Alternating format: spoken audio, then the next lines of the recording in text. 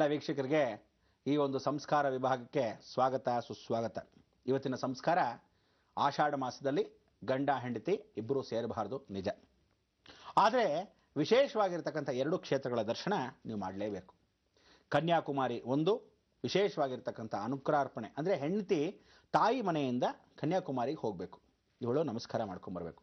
ಸುಚೀಂದ್ರಕ್ಕೆ ಗಂಡ ಹೋಗಬೇಕು, ಇಂದ್ರ ಶುಚಿ ಆಗೋ ಥರ ಆ ಕ್ಷೇತ್ರಕ್ಕೆ ಹೋಗಬೇಕು. ಅಗಸ್ತ್ಯರು ಹೇಳಿರ್ತಕ್ಕಂಥ ಈ ಎರಡೂ ನೀತಿ ಪಾಠವನ್ನು ಗಂಡ ಹೆಂಡತಿ ಯಾರು ಹೊಸದಾಗಿ ಮದುವೆ ಆಗಿದ್ದೀರೋ, ಈ ಕ್ಷೇತ್ರವನ್ನು ಪರಿಪೂರ್ಣವಾಗಿ ನಮಸ್ಕರಿಸಿ ಬರ್ತಿರೋ, ಆಷಾಢ ಮಾಸದಲ್ಲೇ ಮಾಡ್ತಿರೋ, ನಿಜವಾದ ಜೀವನ ಸಾಗರ ಅನುಗ್ರಹ ಸಿದ್ಧಿ ಸಿಗುತ್ತೆ.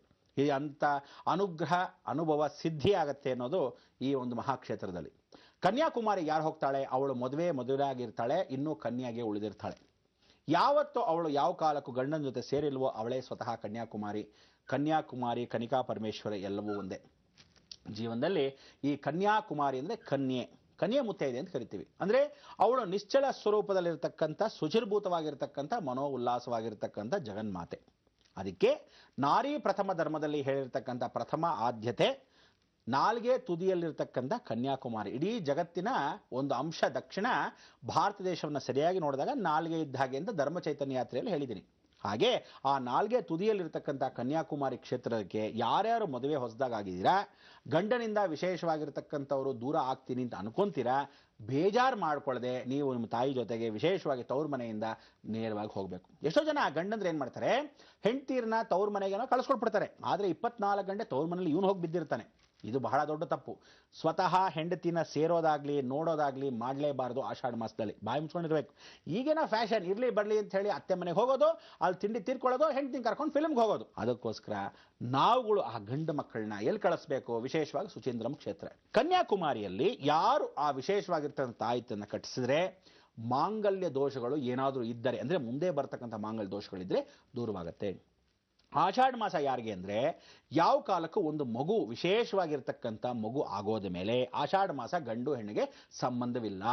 ಒಂದು ಸಲ ಮಗು ಆಗೋದ ಮೇಲೆ ಆಷಾಢ ಮಾಸ ಸಂಬಂಧನೇ ಇಲ್ಲ. ಇವರಿಬ್ಬರು ಪೂರ್ತಿಯಾಗಿ ಬೆರ್ತಾಗೋಯ್ತು, ಆದ್ರಿಂದ ಸಂಬಂಧವಿಲ್ಲ.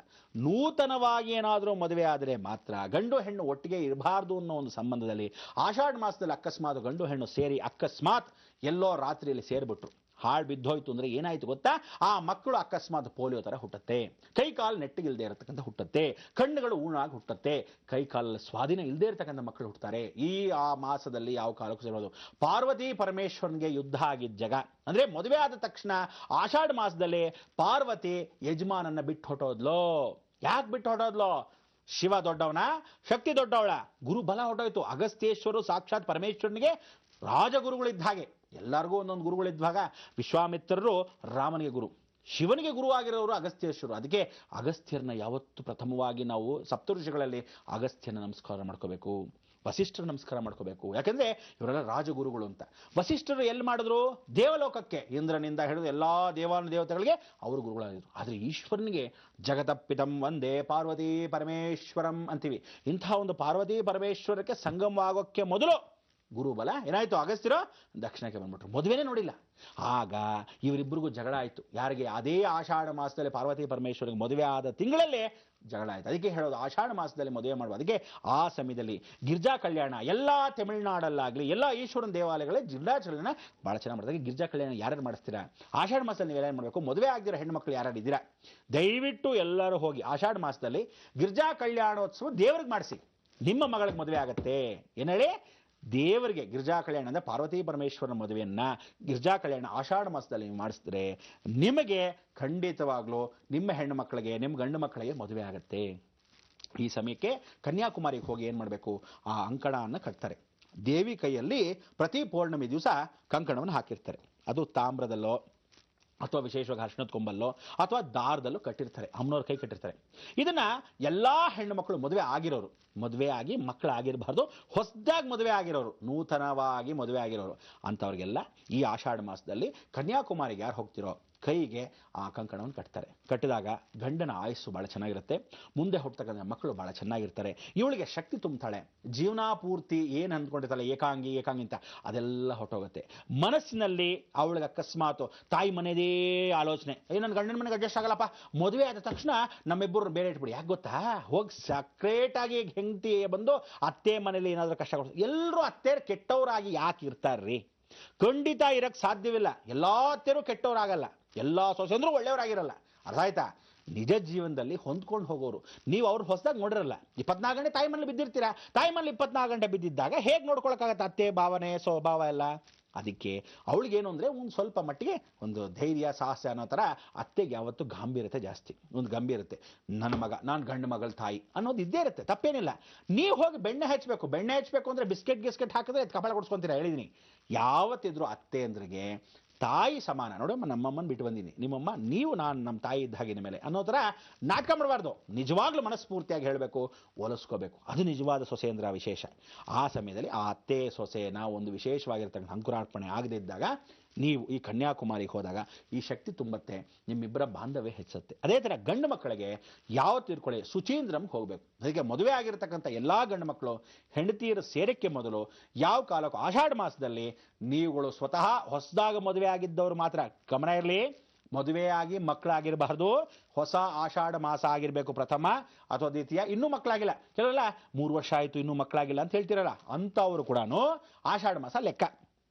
ಅದನ್ನು ಬಿಟ್ಟು ನೀವೇನಾದರೂ ಆಷಾಢ ಮಾಸ ಏನು ಬರೋವರೆಗೂ, ಅಮಾವಾಸ್ಯೆ ಆದಮೇಲೆ ಆಷಾಢ ಮಾಸ ಶುರು, ಅಲ್ಲಿ ಬರೋವರೆಗೂ ನಿಮ್ಗೆ ಆಷಾಢ ಮಾಸ ವಿಚಾರ ಹೇಳ್ತಿರ್ತೀನಿ, ಯೋಚನೆ ಮಾಡಬೇಡಿ.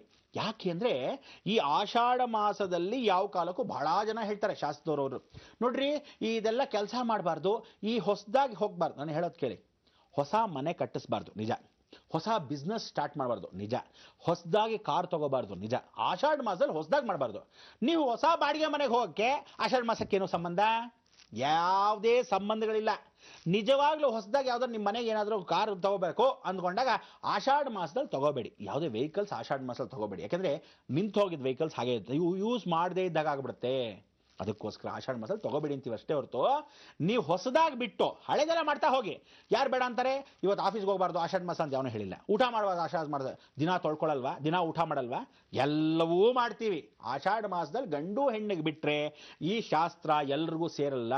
ಇದು ಶಾಸ್ತ್ರವಾಗಿ ಅಗಸ್ತ್ಯೇಶ್ವರ ನಾಡಿಯಲ್ಲೇ ಬರೆದಿರ್ತಕ್ಕಂಥ ಶಾಸನ. ಯಾರು ಬೇಕಾದರೂ ನೇರವಾಗಿ ಹೋಗಿ ಅಗಸ್ತ್ಯೇಶ್ವರನ ದೇವಸ್ಥಾನದಲ್ಲಿ, ವೈದೀಶ್ವರನ ದೇವಸ್ಥಾನದಲ್ಲಿ, ತಮಿಳುನಾಡಲ್ಲಿರತಕ್ಕಂಥ ವಿಶೇಷವಾಗಿರ್ತಕ್ಕಂಥ ಕ್ಷೇತ್ರದಲ್ಲಿ, ನಾವು ನಾಡಿ ಸ್ವರೂಪದಲ್ಲಿ ನೋಡ್ತಕ್ಕಂಥ ಕ್ಷೇತ್ರದಲ್ಲಿ, ತಿರುಪತಿ ತಿರುಮಲ ಕ್ಷೇತ್ರದಲ್ಲಿ ಸಾಕ್ಷಾತ್ ನಾವು ನೋಡ್ತಕ್ಕಂಥದ್ದು ಎಂಬ ಕೃಷ್ಣದೇವರಾಯರು. ಅವರು ಕೂಡ ನಮ್ಮ ಪೂರ್ತಿ ದಕ್ಷಿಣಕ್ಕೆ ಆಳಿರ್ತಕ್ಕಂಥ ಮಹಾರಾಜರು. ನಾವು ಇವತ್ತೇನು ಕೃಷ್ಣದೇವರಾಯರು ಅಂತ ಕರಿತೀವಿ, ಅವರು ಕೂಡ ಈ ವಿಶೇಷವಾಗಿರ್ತ ಆಷಾಢ ಮಾಸ ಆಚರಣೆಯನ್ನು ಹೇಗೆ ಮಾಡಿದ್ರು? ಸಂಗೀತಮಯವಾಗಿ ಕಾಲ ಕಳೆದ್ರು. ಈ ಸಂಗೀತಮಯವಾಗಿ ಕಾಲ ಕಳೆದಿದ್ದನ್ನು ನೀವು ಖಂಡಿತ ನೋಡೋಣ.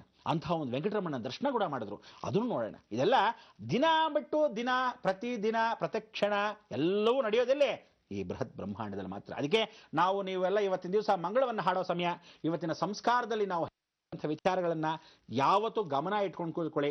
ಊರಿಗೆ ಹೋಗೋಕ್ಕೆ ಪ್ರಯತ್ನ ಪಡಿ, ನೇರವಾಗಿ ಟಿಕೆಟ್ಸ್ ಎಲ್ಲ ರಿಸರ್ವ್ ಮಾಡ್ಕೊಳ್ಳಿ. ಯಾಕಂದ್ರೆ ಹೆಣ್ಮಕ್ಳು ಪಾಪ ಹೊರಡಬೇಕು, ಗಂಡು ಮಕ್ಕಳು ಅವ್ರನ್ನೂ ಕಳಿಸ್ಬೇಕು. ಇಲ್ದೇರೆ ಪಾಪ ಇವ್ರು ಒಂಟಿ ಅವ್ರು ಒಂಟಿ ಅಂತ ಬೇಜಾರು ಮಾಡಿಕೊಂಡು ಇವ್ರ ಆಲೋಚನೆ ಅವ್ರಿಗೆ, ಅವ್ರ ಆಲೋಚನೆ ಇವ್ರಿಗೆ ಸಿಗುತ್ತೆ. ಹೇಳೋದು ಬೇಕಾಗಿಲ್ಲ, ನೀವು ಹೇಳೋದನ್ನ ಹೇಳ್ತಾ ಇರೋಣ. ಲೋಕ ಸಮಸ್ತ ಸುಖಿನೋ ಭವಂತು, ಸನ್ಮಂಗಳಾನಿ ಭವಂತು.